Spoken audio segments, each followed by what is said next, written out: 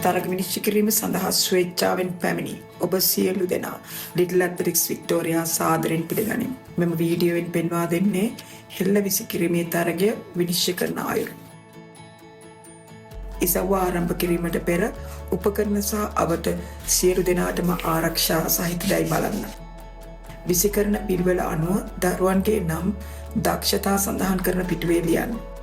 තරග ආරම්භය කිරීමට පෙර සෑම ක්‍රීඩකයෙකුටම විසිකිරීමේ වාරයක් ලබා දීම කළ යුතුයි. හෙල්ල ග්‍රිප් එකෙන් අල්ලා ගත යුතුයි. හෙල්ලෙහි තුඩ පළමුව පතිත වුවහොත් ඒ සාර්ථක වාරයක් ලෙස සඳහන් වේ. විසිකිරීම අවසානයේදී ධාවන පතේ අවසානයේ තිබෙන තද සුදු පාට ඉර පසු කළ නොහැක. හෙල්ල පියාසර කරන අයුරු සහ පළමුවෙන්ම පොළවට තුලට පතිත වෙන විට පළම සලකුණ කොතැනදයි හොඳින් බලන්න. එම ස්ථානය මැනීම සඳහා ලකුණු කරන්න. ටේප් එක තදින් ඇද විසිකිරීමේ කවය මැද තිබෙන ධාවන පතේ මැද තිබෙන ස්ථානයට ටේප් එක අල්ලා අඩුම සෙන්ටිමීටර් දශම ගණනට දුර ලකුණු කරන්න.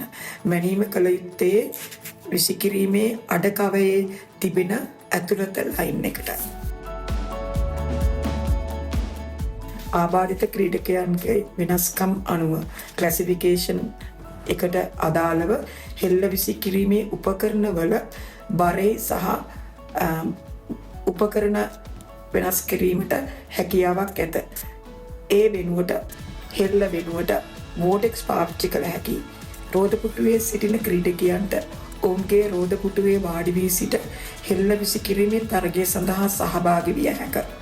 ඒ රෝදපුටුව පාවිච්චි කරන විට මතක තබා ගත යුතු විශේෂ කරුණක් නම් රෝදපුටුවේ බ්‍රේක් සහ සීල් බෙල්ට් දැමිය යුතුයි. ඒ සඳහා රෝදපුටුව නොසලෙන ආකාරයට සකස් කර ගැනීමට වැඩිහිටියන්ගේ උදව්ව ලබා දිය යුතුයි ලබා ගත හැකි. හෙල්ල විසිකිරීම ඉසව්ව සඳහා ස්වේච්ඡාවෙන් උදව් කිරීමට කැමති අය ලිටල් ඇත්ලටික්ස් වික්ටෝරියා වෙබ් අඩවිය බලන්න.